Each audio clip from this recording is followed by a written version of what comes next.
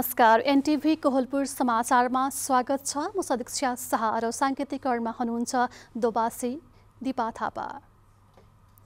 सरकारले लोपोन्मुख प्रजातिका वन्यजन्तु संरक्षणमा लाखौं रुपैयाँ खर्च गर्छ।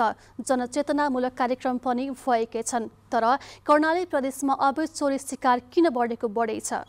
आजको समाचारमा धानमा फल लाग्ला र वर्षभरिको अन्न जह होला भनेर पर्खेर बसेका डोलपालीको निराशा र पीडाको विषय हुनेछ। अनि हुनेछ कपिलवस्तुको शुद्रोधनले सबै स्वास्थ्य चौकीका लागि उपलब्ध गराएको एम्बुलेन्सको प्रसङ्ग। तर सुरुमा प्रमुख समाचार। कर्णाली प्रदेशमा लोपोन्मुख वन्यजन्तुको अवैध चोरी शिकार नियन्त्रण गर्न चुनौती बढ्दै वन्यजन्तुका अङ्गहरूसहित 5 वर्षमा 64 जना पक्राउ। कोरोनाका कारण धराशयी बनेको पर्यटन क्षेत्रलाई चलायमान बनाउने प्रयास। लुम्बिनी क्षेत्रमा पर्यटक भित्री आउन छुटको अफर सार्वजनिक। डोल्पाको 2 स्थानीय तहमा लगाइएको धानमा दाना नलागेपछि किसान चिन्तित। दाना नभएको धान खेतमै जलाउने तयारी। उत्तर कोरियाद्वारा जापानको एउटा आर्थिक क्षेत्र नजिकै आणविक क्षेप्यास्त्र प्रहार। मिसाइल परीक्षणबारे पनि उत्तरले प्रतिक्रिया दिएन। र फ्रेन्च क्लब पीएसजीका फरवार्ड लियोनल मेसी टिम प्रशिक्षणमा फर्किए। म्यान्चेस्टर सिटी विरुद्धको खेलमा सहभागी हुने सम्भावना।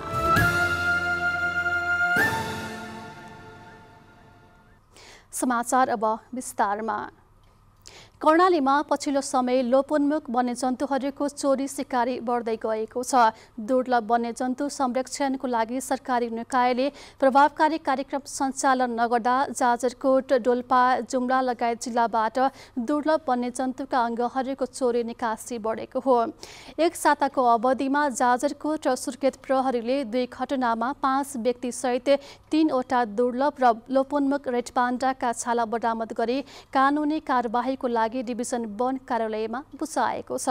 प्रदेश प्रहरी कार्यालयका अनुसार दुर्लभ वन्यजन्तुका अङ्गहरूसहित 2073 देखि हालसम्म भएका 26वटा घटनामा 64 व्यक्तिलाई पक्राउ गरी मुद्दा चलाएको जनाएको हो।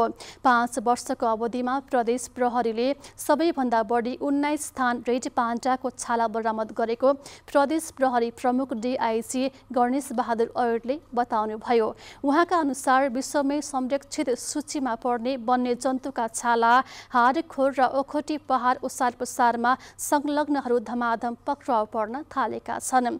प्रदेश प्रहरीका अनुसार यो अवधिमा 12 थान बाघ र चितुवाको छाला र हड्डी पनि बरामद गरिएको छ।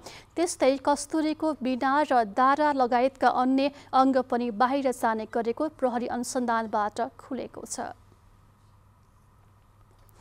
कर्णाली प्रदेशमा पछिल्लो समय लोपोन्मुख वन्यजन्तुहरूको चोरी शिकारी बढ्दै गएको छ।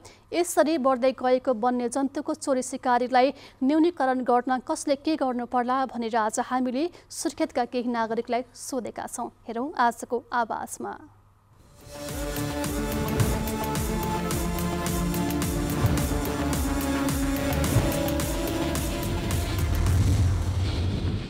यो सरकारी कर्मचारीहरू नहुनाले त्यसको देखरेख नगर्नको कारणले, कोरोनाको कारणले बाहिर ननिस्किँदा हैन तपाईको यो काठ तस्करीहरू पनि भइरहेकै छ।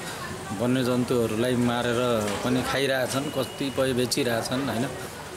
त्यस्तो कार्यहरू भइरहेछ। त्यो कारणले अब राज्यले यसमा ध्यान दिएको भए यसको रोकथाम हुने थियो। राज्यले अब बेरोजगारी भयो, सबै चोरी तस्करीहरू सबै भइरहेछ। गाउँ-गाउँमा पनि यसरी चोरी भइरहेछ कर्णाली प्रदेशमा हैन। चोरी निकासी बढ्नुको कारण विशेष गरेर हाम्रो राज्य अथवा देशमा रोजगारी नहुनु मुख्य कारण देखिन्छ।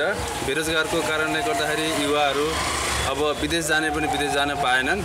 कोरोना पिरियडको कारणले गर्दाखेरि कोरोनाको भयावह बढेको हुँदाखेरि अनि घरमा बस्न बाध्य भएर अनि जीविकोपार्जनको निमित्त उनीहरूले गाउँघरमा भएका अथवा वन जङ्गलहरूमा अनि तस्करीहरूदेखि लिएर जीवजन्य जनावरहरूलाई अब हत्या गरी बिक्री वितरणदेखि लिएर उनीहरूको कारोबार तस्करी बढेको देखिन्छ। अन्य अब रोजगार नभएको हुँदाखेरि राज्यले चाहिँ उचित सिपमूलक तालिमहरूदेखि लिएर त्यो ल्याउन आवश्यक देखिन्छ। बस्ती नगर्ने अब कोभिडको समस्याले गर्दा मान्छेहरू बाहिर निस्किन नपाउने, मान्छेहरू बाहिर निस्किँदैनन् भनेर चोरी चकारी बढी भएको जस्तो लाग्छ मेरो विचारमा। अहिले कोभिड त छ तर अलि नियन्त्रण भएको छ पहिलाभन्दा। त्यसकारणले अब सरकारले कर्मचारीहरूलाई गस्तीमा जाने एउटा वातावरण पनि मिलाइदिनु पर्यो। यसले रोक्नको लागि चाहिँ जस्तो निकुञ्ज क्षेत्रहरूको र चाहिँ उच्च भूभागहरूको र बफर जोन एरिया क्षेत्रमा चाहिँ राज्यले चाहिँ आफ्ना संयन्त्र मार्फत चाहिँ कडी कडाउ यसलाई चाहिँ निगरानी र चाहिँ नियमित गस्तीको व्यवस्था। कर्मचारीहरू कोरोनाको कारणले गर्दा पनि नखटिएकोले र फेरि कर्मचारीहरूलाई यसरी वनमा छटाउनु पर्ने आग्रह गर्दछु।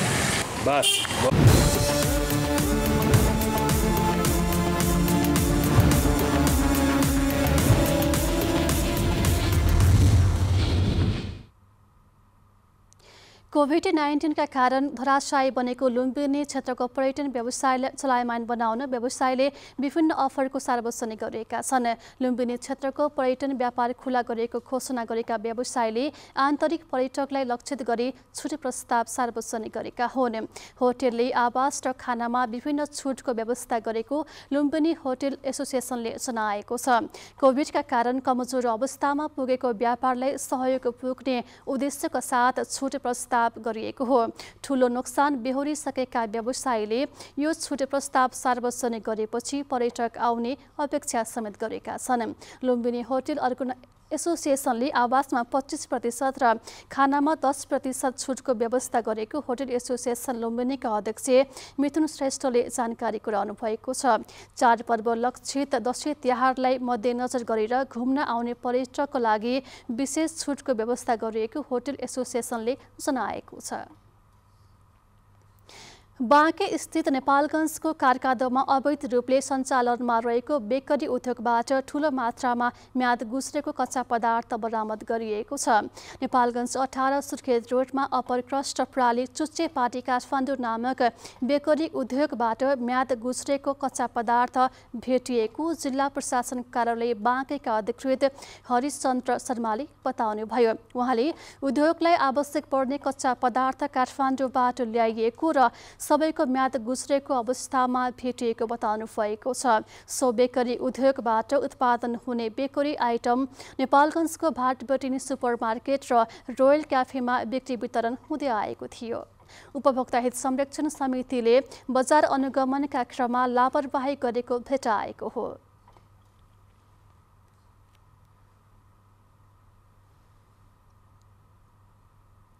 यसमा चाहिँ हामीले हिजो बजार अनुगमन गर्ने क्रममा एक ठाउँ होटेलमा चाहिँ बिना लेबलको पाउरोटीहरू भेटिएको थियो अनि त्यसको प्रोडक्सन कहाँ हो भनेर खोज्ने क्रममा चाहिँ बेकरी उद्योगमा आइपुगेका छौँ। यहाँ चाहिँ हामीले त्यो पाउरोटीको अनुसन्धान गर्ने सिलसिलामा यहाँ प्रयोग भएका मेटेरियलहरू यहाँ प्रयोग हुनको लागि राखिएका मेटेरियलहरू र मेटेरियलहरू हेर्दाखेरि उपभोग्य म्याद समाप्त भएका सामानहरू धेरै भेटिएको छ।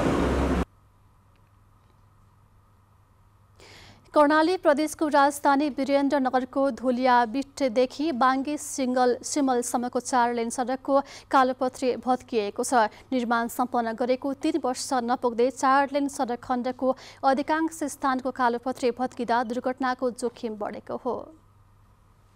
वीरेन्द्रनगरको धुलियाबिटदेखि बाङ्गे सिमलसम्मको झण्डै 10 किलोमिटरको 4 लेन सडकको अधिकांश क्षेत्रमा कालोपत्रे भत्किएपछि खाल्डाहरू बनेका छन्। निर्माण सम्पन्न भएको 3 वर्ष नपुग्दै अधिकांश स्थानहरूमा खाल्टाहरू परेका हुन्। सवारी साधनहरूको अत्याधिक चाप हुने वीरेन्द्रनगरमा सडक भत्किन थालेपछि दुर्घटनाको जोखिम समेत बढेको हो। धेरै जस्तो एक्सिडेन्ट भइरहेछ, गाडीहरू पल्टिने कामहरू भइरहेछ, धेरैजना घाइते हुनुहुन्छ। अब सडक पनि यो बनेको धेरै दिन बाद चाहिँ छिटै पिच उठिने यताउता गर्ने हामीलाई गाडी चलाउने मान्छेलाई पनि धेरै गाह्रो छ। दीर्घकालीन रूपमा सडकको टिकाउ नभएपछि सवारी चालक, यात्रु र पैदल यात्रीलाई सडकमा आवजावत गर्नमा हैरानी हुने गरेको छ। 4 लेन सडकको दैलेख रोड, मङ्गलगढी चोक, एरीचोक लगायतका क्षेत्रहरूको कालोपत्रे भत्किएको छ। सडकमा खाल्डा बनेपछि सडक डिभिजन कार्यालयले अस्थायी रूपमा माटो भरे पनि पानी पर्दा कालोपत्रे झन भत्किएको छ। फोरलेन सडक खण्डको कालोपत्रे भत्किएपछि मर्मतका लागि तयारी थालिएको कार्यालयको दाबी छ। ठाउँ ठाउँमा चाहिँ अलिअलि त्यो अब हामीले चाहिँ पटोलहरू चाहिँ देखिया छ, हामी त्यसलाई चाहिँ मेन्टेन गर्ने क्रममा छौँ। जुन ठाउँमा पटोलहरू देखिया छ, खाल्डो देखिया छ, त्यसलाई हामी पहिला पुर्छौँ र त्यसपछि हामी माथिबाट सर्फेस ड्रेसिङ गर्छौँ। यो हामीले ठेक्का लागिसकेको छ। अब यो घाम लागेपछि दसैँसम्ममा हामीले चाहिँ यो पटोल फ्री गर्छौँ। फोरलेन सडक खण्डको कालोपत्रे गर्दा गुणस्तरमा ध्यान नदिँदा छोटो समयमै पिच भत्किएको स्थानीय बताउँछन्। निर्माण व्यवसायी र सडक कार्यालयले फोरलेन निर्माणका क्रममा लापरवाही गरेको पनि स्थानीयको आरोप छ। तर कार्यालयले यो वर्ष भत्किएको कालोपत्रे मर्मत गर्न झन्डै 2 करोड बढी रकम छुट्याएको जानकारी दिएको छ। सुशील खड्का, नेपाल टेलिभिजन, कर्णाली प्रदेश, सुर्खेत। महिनावारी भएको बेला प्रयोग गरिने सेनिटरी प्याडमा सरकारले कर लगाएको भन्दै दाङ लमहीका विद्यार्थीले विरोध गरेका छन्। उनीहरूले सरकारलाई आफ्ना कुरा सुनाउन विरोधको नयाँ शैली अपनाएका छन्। न त टायर बालियो, न धुवा नै फुकियो, न चक्का जाम नै भयो। समीक्षा आचार्य लमहीको बस पार्कमा ठिङ्ग उभिनुभयो। उहाँकै उमेरका साथीहरूले वरिपरिबाट साथ दिए अनि आचार्यले सुरु गर्नुभयो कविता वाचन गर्न।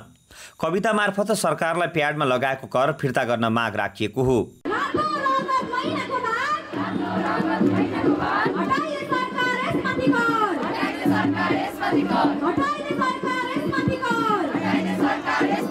पृथु टेक्निकल कलेज बनगाउँमा अध्ययनरत विद्यार्थीले सरकारले सेनिटर प्याडमा कर बढाएको विरोध गरेका छन्। टिम नेपो दाङ र एमनेस्टी इन्टरनेसनल लमही युथ नेटवर्कको आयोजनामा प्याडमा सरकारले लगाएको करको विरोधमा प्रदर्शन गरिएको हो। विरोधको लागि उनीहरूले रचनात्मक शैली अपनाएका छन्। कलेजमा अध्ययनरत पुरुष विद्यार्थीले यो विरोधमा साथ दिए। प्याडलाई निःशुल्क बनाउनुपर्छ भन्ने अभियान चलिरहेको बेला सरकारले कर लगाएर नराम्रो गरेको बुझाइ धेरैको छ। महिनावारी कुनै समस्या होइन, यो प्रकृतिको नियम हो। महिलाले प्रयोग गर्ने प्याडमा कर थोपरेर सरकारले विभेद गरेको गुनासो सन्तोष कुमार शाहको छ। आमा हरेक महिनाको 4-5 दिन घरको केही काम नगरी एउटा अँध्यारो कोठामा बस्नुहुन्थ्यो। रङ्गी बिरङ्गी कपडाका टुक्राहरू एउटा अँध्यारो कोठाको अँध्यारो कुनामा सुकाउनुहुन्थ्यो। त्यो हरेक कपडाको टुक्रामा हरेक आकारको रातो दाग देखिन्थ्यो। त्यो हरेक कपडाको टुक्रामा मेरो बाबाको गोजीभित्र रहेको अभाव देखिन्थ्यो र त्यो हरेक कपडाको टुक्रामा मेरो आमाको मृत्युसँगको लगाव देखिन्थ्यो। विद्यार्थीहरू यसै गरी आफ्ना पीडा रचना मार्फत पोखिरहे। हातमा प्लेकार्ड बोकेर उभिरहे। निर्धारित समय सकियो अनि विरोध कार्यक्रम पुरा भयो। परिवार नियोजनका साधनहरू निःशुल्क भए जस्तै सरकारले प्याडलाई पनि निःशुल्क बनाउनु पर्ने देखिन्छ। दशरथ घिमिरे, नेपाल टेलिभिजन, लुम्बिनी प्रदेश, दाङ। समाचारको क्रम जारी नै छ। अहिलेलाई एकैछिनको विश्राम।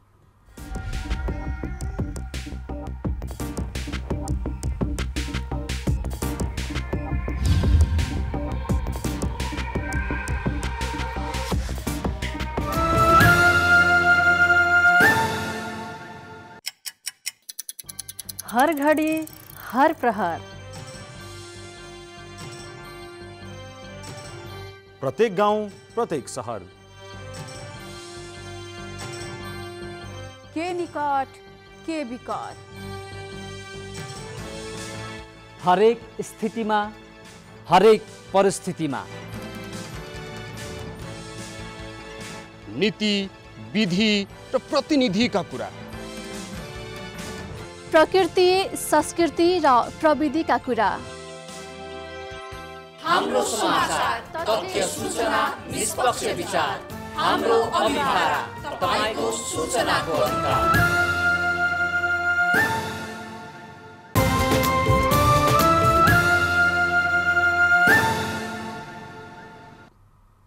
विश्रामपछि समाचारमा पुनः स्वागत छ। अब बाँकी समाचार। नेपालमा आज थप 1158 जनामा कोरोना भाइरसको संक्रमण पुष्टि भएको छ। पछिल्लो 24 घण्टामा 14,003 जनाको कोरोना परीक्षण गर्दा उक्त संख्यामा संक्रमित थपिएका हुन्। नेपालमा हाल 18,422 जना सक्रिय संक्रमित रहेका छन्। यस्तै पछिल्लो 24 घण्टामा कोरोना भाइरसको संक्रमणबाट थप 12 जनाको मृत्यु भएको छ। यो सँगै मृत्यु हुनेको संख्या 11,115 पुगेको छ। बितेको 24 घण्टा जिल्लामा थप 1318 जना निको समेत भएको मन्त्रालयले जनाएको छ। यसै गरी कोरोनाबाट निको हुनेको दर 96.3% रहेको छ।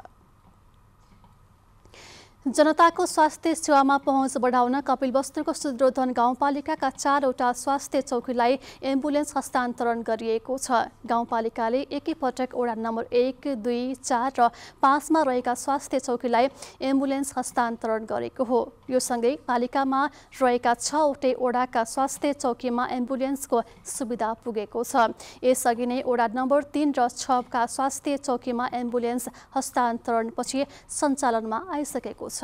गाउँपालिकाका बिरामीका लागि आधा भाडामा मात्र लिइने र गर्भवती र सुत्केरी महिलालाई सेवा निशुल्क गरिएको गाउँपालिकाका प्रमुख निसार अहमद खानले बताउनुभयो। तथ्य बुझौँ त्रसित नहौँ भन्ने मूल नारासहित आज विश्व रेबिज दिवस नेपालमा पनि मनाइएको छ। जङ्गली तथा घरपालुवा जनावरहरूको टोकाइबाट हुने भएकोले कुनै पनि हेलचक्राइ नगरी उपचारमा लाग्नुपर्ने चिकित्सकले सुझाव दिएका छन्। स्वास्थ्य तथा जनसङ्ख्या मन्त्रालयका प्रवक्ता तथा इपिडेमियोलोजी तथा रोग नियन्त्रण महाशाखाका निर्देशक डाक्टर कृष्ण प्रसाद पौडेलका अनुसार हरेक महिना थोरीमा 1 देखि 2 जना मानिसको जनावरको टोकाइबाट मृत्यु भइरहेको छ। घरपालुवा कुकुरहरूलाई रेबिज विरुद्धको खोप लगाउन र जनावरले टोकिसकेपछि 10-15 मिनटसम्म साबुन पानीले टोकेको ठाउँमा धोइमा पनि यसको असर कम हुने उहाँको भनाइरहेको छ। डोल्पाका 2 स्थानीय तहमा लगाइएको धान बालीमा दाना नलागेपछि कृषकहरू चिन्तित बनेका छन्। ठुलीभेरी नगरपालिका र त्रिपुरा सुन्दरी नगरपालिकाका विभिन्न गाउँ ठाउँमा गरेर करिब 150 रोपनी क्षेत्रफलमा लगाइएको धान बाली भित्र्याउने समयमा दाना नभएपछि कृषकहरू चिन्तित बनेका हुन्। डोल्पाका 2 स्थानीय तहमा लगाइएको धान बालीमा दाना नलागेपछि कृषकहरू चिन्तित बनेका छन्। ठुलीभेरी नगरपालिका र त्रिपुरा सुन्दरी नगरपालिकाका विभिन्न ठाउँमा गरेर करिब 150 रोपनी क्षेत्रफलमा लगाइएको धान बालीमा भित्र्याउने समयमा दाना नभएपछि कृषकहरू चिन्तित बनेका हुन्। ठुलीभेरी नगरपालिका वडा नम्बर 9 मा पर्ने मोतीपुरका 20 घरधुरीले लगाएको स्थानीय जातको धानमा यस्तो समस्या देखिएको कृषकहरूले बताए। भित्र्याउने समयमा बालामा दाना नभएपछि मोतीपुरका कृषकहरूले यसरी दुखेसो पोखे। अहिले पुरै यस्तो भयो, 20-25 हली रोप्नेर लगाइयो। अब वर्षभरि खाने खेती यही हो। अब अहिले के खाने, के गर्ने? सलाई ल्याउने, आगो सल्काउने। यो धान बाली लाएर अब पिरमर कहाँ परेका छन्। यो सबैको यस्तै हो, दृश्य यस्तै हो। सबैले अब होला खाउँला भनेर गरेको, अब त्यो भएन। अब के गर्ने? अब यो राज्य सत्ताको कुनै पनि अब पहुँच पुग्दैन। एक त दुर्गम भइगयो, त्यसमा हामीले भन्दाखेरि पटक पटक पनि घचघच्याए हो, त्यसमा कुरा पनि सुन्दैनन्। यसको लागि केही सम्बन्धित निकायले केही चासो राखे चाहिँ हामीलाई केही राहत हुन्थ्यो कि भन्न खोजिया हो। अर्का कृषक विद्यादेवी कठायतको 40,000 खर्च गरेर लगाएको 10 रोपनी खेतमा लगाएको धानमा दाना नलागेपछि वर्षभरिको गुजाराको चिन्ता बढेको छ।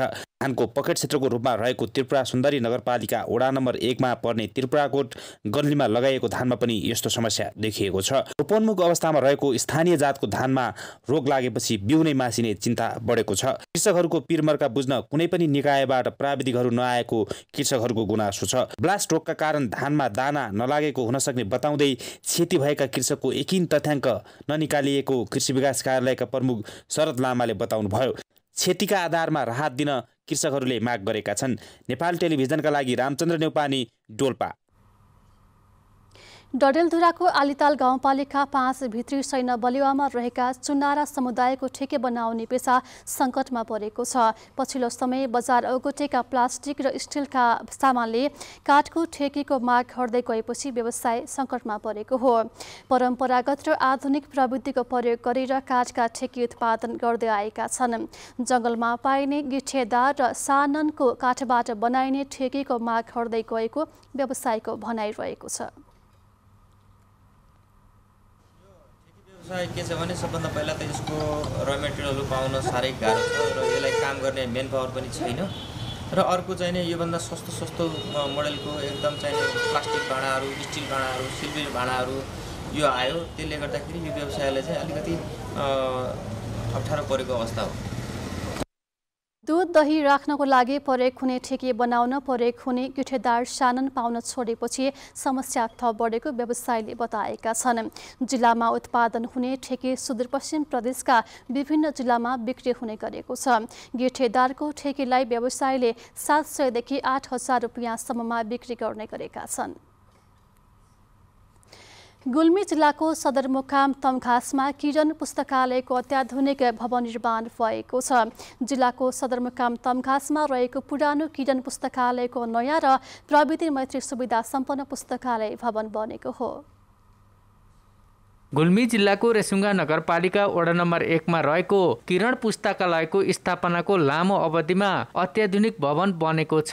2025 सालमा तमघास गाउँ विकास समिति तत्कालीन लक्ष्मीपुर पञ्चायत वडा नम्बर 1 मा सामान्य रूपमा स्थानीय व्यक्तिको घरमा श्रुति, स्मृति, पुराण, कर्मकाण्डका केही पुस्तक, पाठ्य पुस्तकहरू सङ्कलन गरी पुस्तकालयको शुभारम्भ गरिएको थियो। निकै पुरानो र जीर्ण अवस्थामा सञ्चालन हुँदै आएको पुस्तकालयलाई प्रविधि मैत्री सुविधा सम्पन्न कम्प्युटर राखेर ई-लाइब्रेरीको व्यवस्था गर्ने गरी नयाँ भवन निर्माण गरिएको किरण पुस्तकालय गुल्मीका सचिव चनक कुँवरले बताउनु भयो। यो भवन चाहिँ राष्ट्रिय पुनर्निर्माण प्राधिकरणको सहयोगमा यो निर्माण भएको हो। यसको करिब 3.5 करोडको लगानीमा यो सम्पन्न भइसकेको छ।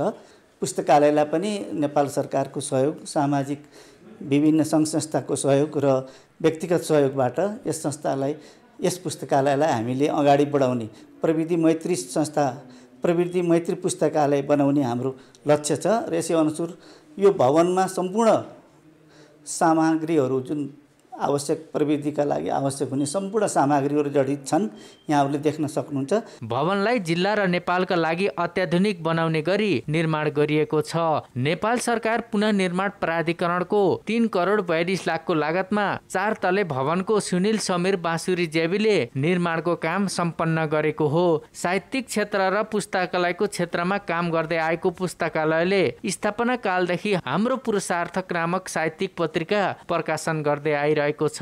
पुस्तकालय स्थापना हुँदा तमघासमा कुनै प्रकारका आधुनिक पाठशालाहरू, पुस्तकालय पनि थिएनन्। गाउँ घरका पण्डितका घर आँगन, पेटी, पाठशालाहरू, कर्मकाण्ड, ज्योतिष, व्याकरण र पुराणका केही पुस्तकहरू गाउँ घरका पण्डितहरूले संग्रह गर्दथे। यस पुस्तकालयमा हाल करिब 10,000 पुस्तकहरू नेपाली भाषा, संस्कृत भाषा, हिन्दी, अङ्ग्रेजी भाषाका समाज उपयोगी संग्रहहरू रहेका छन्। अनिल खत्री, नेपाल टेलिभिजन, लुम्बिनी प्रदेश, गुल्मी। समाचारको क्रम जारी नै छ, एकैछिनको विश्राम।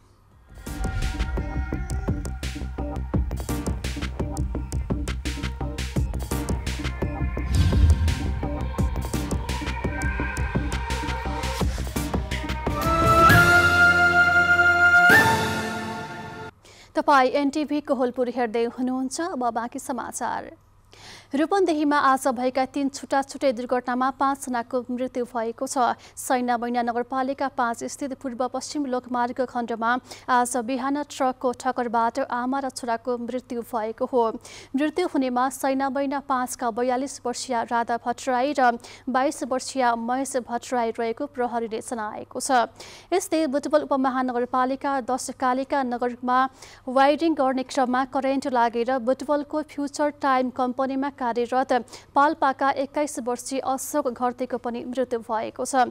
यता जिल्लाकै रोहिणी गाउँपालिका 5 का अमित कुमार उपाध्यायको पोखरीमा पौडी खेल्ने क्रममा डुबेर मृत्यु भएको छ।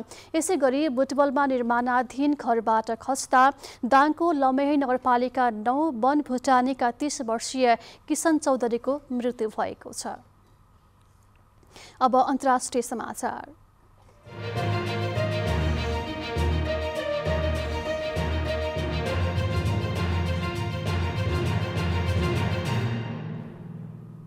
उत्तर कोरियाले आणविक क्षेप्यास्त्र प्रहार गरेको जापानले बताएको छ। जापान सरकारका एक अधिकारीले उत्तर कोरियाले क्षेप्यास्त्र हानेको र उक्त क्षेप्यास्त्र पानीमा खसेको बताएका हुन्। जापानको एक आर्थिक क्षेत्र नजिकको समुद्रमा सो क्षेप्यास्त्र खसेको अनुमान गरिएको छ। तर पनि अहिले नै सो ब्लास्टिक क्षेप्यास्त्र कति टाढासम्म मार हान्न सक्ने क्षमताको हो भन्ने बारेमा भने केही बताइएको छैन। यस मिसाइल परीक्षणको बारेमा उत्तर कोरियाले भने प्रारम्भिक रूपमा कुनै जानकारी दिएको छैन। उत्तर कोरियाले बारम्बार यस्ता क्षेप्यास्त्रहरू परीक्षण गर्दै आएको छ। अब आर्थिक समाचार।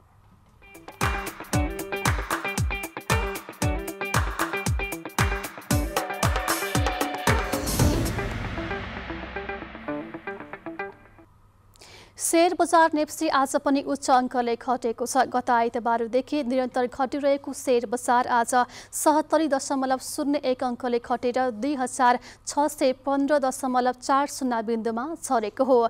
आज पनि कारोबार भएका सबै समूहको शेयर घटेको छ। 218वटा कम्पनीको शेयर कारोबार भएकोमा 15वटा बाहेक सबै कम्पनीको शेयर घटेको छ। आज 1,30,35,000 किता शेयर 5 अर्ब 74 करोड 54 लाख रुपियाँमा कारोबार भएका छन्। सबैभन्दा धेरै कुमारी बैंकको 18 करोड 82 लाख रुपियाँको शेयर किनबेच भएको छ। अब खेलकुद समाचार।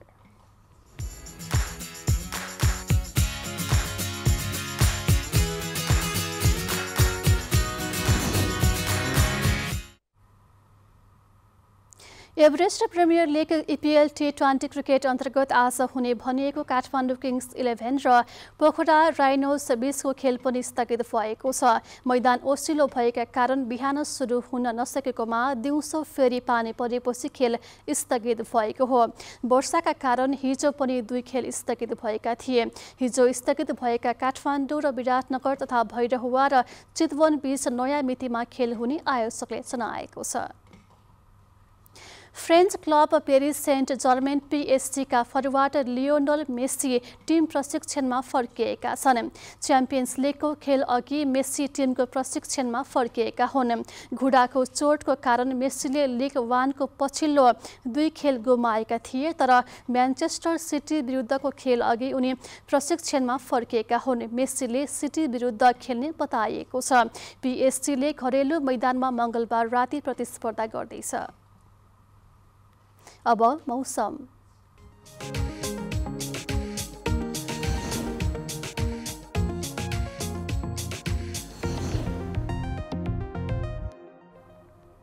आज देशभर आंशिकदेखि सामान्य बदली रही केही स्थानहरूमा मेघ गर्जन चट्याङसहित हल्कादेखि मध्यम वर्षा भयो। यस्तै आज राति देशभर आंशिकदेखि सामान्य बदली रही केही स्थानहरूमा मेघ गर्जन चट्याङसहित हल्कादेखि मध्यम वर्षाको सम्भावना रहेको छ। अब मौसम सम्बन्धी थप विवरण।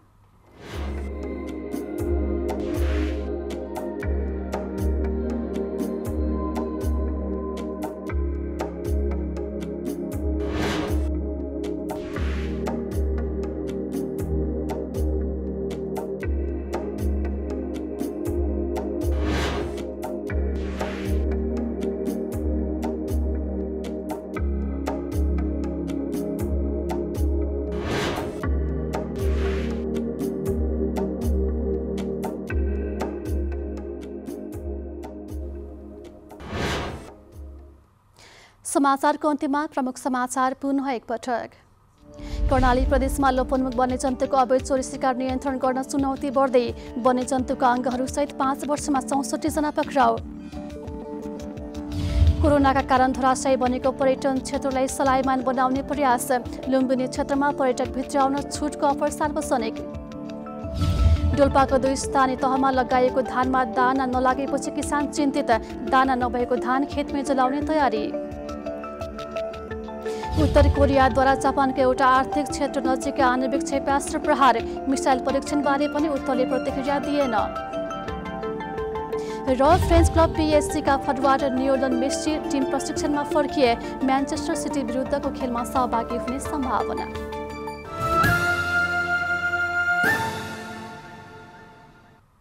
हवस् त अहिलेलाई समाचारको सिलसिला यति नै। बिदा दिनुहोस्। नमस्कार।